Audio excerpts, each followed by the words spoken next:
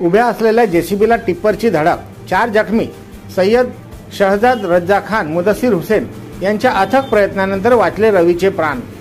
8/9/2023. सविस्तर वृत्त असे की खाली टिप्पर असलेले औंढा नागनाथवरून नागपूरला जात असताना कारंजा मंगरुळपीर रोडवरील शिवनी फाट्याजवळ उभ्या असलेल्या जेसीबीला मागून टिप्परने धडक दिलेले टिप्पर मधले 3 लोक आणि जेसीबी चालक जखमी झाले.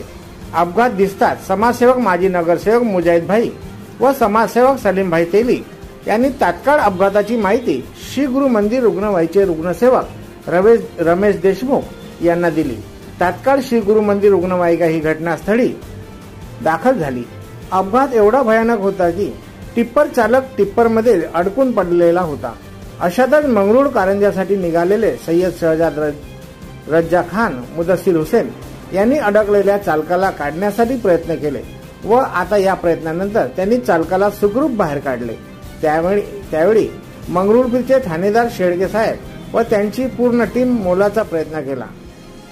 त्यांच्या सर्व प्रयत्नामुळे चालकाचे प्राण वाचले व तात्काळ जखमीला उपजिल्हा रुग्णालय कारंजा येथे दाखल केले.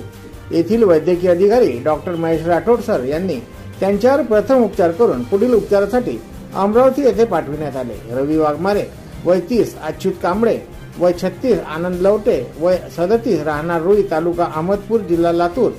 जेसीबी चालक सय्यद अझहर वय 30, राहणार दिल्ली वेश, कारंजा. त्यावेळी उपजिल्हा रुग्णालय कारंजा येथे मदतीसाठी ब्रदर वाणी, मेस्को सिक्युरिटी महेंद्र घुडे, वैभव घुले व श्री गुरु मंदिर रुग्णवाहिका आस आपत्कालीनच्या रमेश देशमुख यांनी मदत केली.